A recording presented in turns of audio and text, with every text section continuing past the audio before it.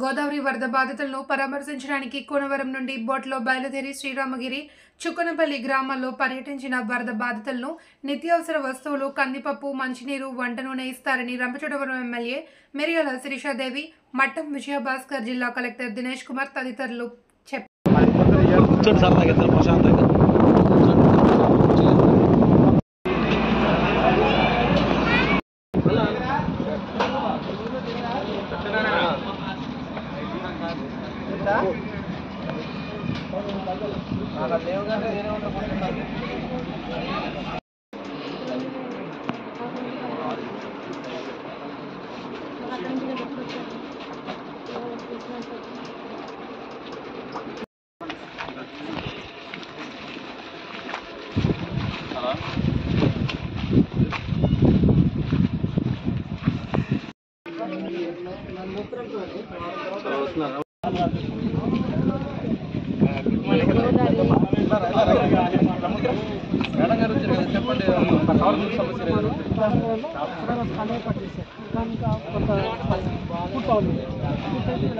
అలాగే ఉంటుంది కాదు త్వరగానే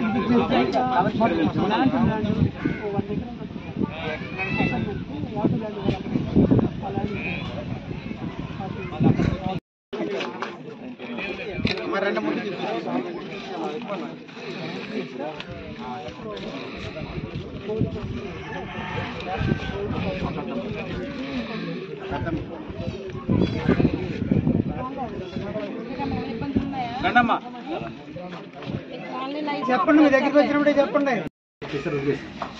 మేము ఎప్పటి నుంచి బాధపడుతున్నాం అంటే 4 సంవత్సరాల నుండి ఇదే ఇప్పుడు తక్కువ గోదావరి వస్తున్నారు. 4 సంవత్సరాలు చాలా ఇబ్బందులు పడుతున్నాము.